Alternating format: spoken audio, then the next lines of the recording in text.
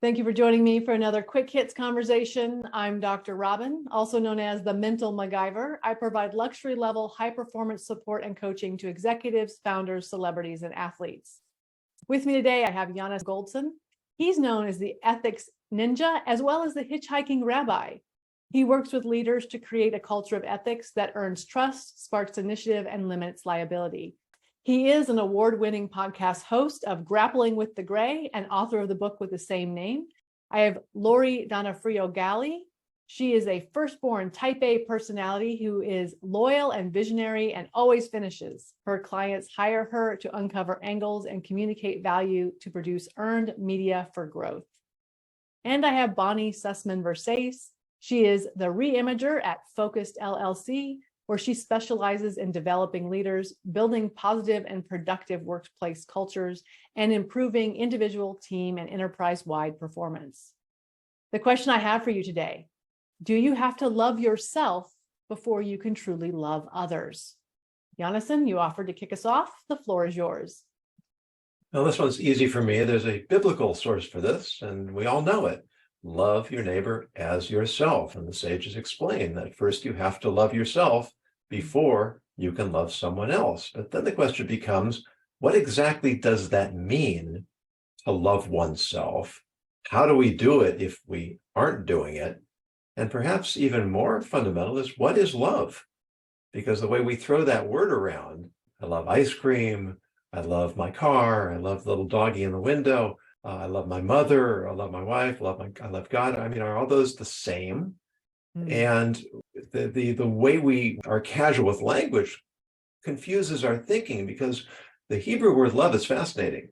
It's Ahavah, which comes from the root hav, which means to give.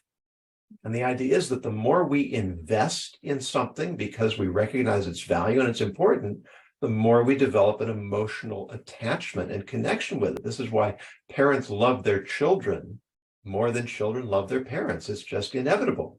So really, to self-love means that I'm invested in myself. I recognize I have a purpose, I have a mission, I have a contribution to make to the world, and I am invested in fulfilling that purpose. That's where self-love comes from. And from there, it just naturally spreads to others. Well, that's a very full answer. Lori, what do you think? Yes, well, I do agree with you, Yonason, and I also believe that you do need to love yourself in order to love others. And if you're able to care and nurture and grow yourself and develop yourself, you'll have a much greater capacity to love others and to understand how to love other people. Okay, Bonnie. I love what you said. It's not only does it come from a biblical perspective, but it's also very practical and very logical. And I always love that part about things when it goes that Those are direction. not contradictory. No, but what I love about the self-love concept is once you learn in quotes how to do it, or be that way, or be in that space, you don't really even need to think about it anymore. It just happens. It just is. It's just there. And about the language and how words can be confusing, one of my pet peeves is LUV. Please explain what LUV means. And yeah, I totally agree with it. Totally agree with what you said. So are you saying then that if I can't look in the mirror and say, I love you, that I can't love someone else? I think it's definitely going to be a problem, because love is all about intimacy and connection. And that means that both sides have to be contributing to that connection. And if I don't believe that I'm worthy of love, then how can I possibly receive your love? And how can I really invest myself in you? That's a different angle. If I don't love myself, how do I accept love from someone else? All right, so now we have two questions on the table. Ladies? Well, I think it's interesting because if you don't love yourself, then you may not even attract someone into your life, because you may be possibly behaving in a way or showing up as a person that's not looking for love. And that's the challenge of perhaps not nurturing yourself. Oh, you know what that just brought up for me? before I learned to love myself, the relationships I was in were not healthy. Interesting. Bonnie. Yeah, once you want to do anything, whether it's learning how to ride a bike or play a musical instrument, something, you need examples. We need models. We need things to be able to get a visualization of whatever it is. And I think it makes it really a lot more difficult than it needs to be if we don't have that example for ourselves or selves. How do we replicate it, or how do we take it out further? And I think it makes it more difficult when we don't. Is it achievable? I'm still not sure if you can achieve loving someone else. Is it love? Is it infatuation? Is it admiration? What other things might fall into that? But I think no matter what the feeling, behavior, attitude, whatever, I think we need models to follow, because there's too much information out there. We get very confused about what things are sometimes. So how did you learn to love yourself? How did you learn to let go of that critical voice that says you're useless and learn to love yourself? Quite frankly, I still work on it. I don't know that it's something that just happens and it's done, because there are circumstances that surround us all the time that sometimes we can't separate the action or the behavior or whatever from the person. That person may be us.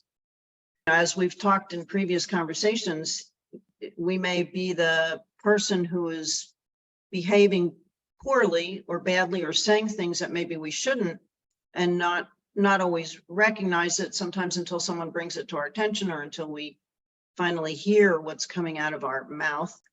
So I think there's a lot of trip factors out there. I think we need to continually remind ourselves that we may have done something that we're not happy about, but it doesn't mean we're any less of a good person or less worthy of being loved. And not to get too far down a biblical track, but or a spiritual track, but I mean, the first love in my mind comes from God. I think there's something to pursue there. I have a book called Fix Your Broken Windows, where I have a 12-step plan for becoming a more ethical person. And all of the 12-step plans start in the same place. Recognize there's something greater than yourself. When we see ourselves as part of something that's meaningful, then that gives us a sense of meaning and purpose. And when I have that sense of meaning and purpose, now I can actually start to recognize my value and my ability to contribute to the world in a positive way. And that's where self-love comes from. You're the psychologist, but I think that a lot of depression comes from people feeling that there's just no point to their lives. Things are meaningless. They have no connections. They have no direction. I mean, that is profoundly depressing. And that sense that I'm part of something that's meaningful ultimately and far greater than I am, that's tremendously inspiring and motivating. And Canyon are very important too. Lori, how did you learn? Well, I think there's a natural drive for self-exploration. I know growing up in the 70s, I probably read every self-help book that was published.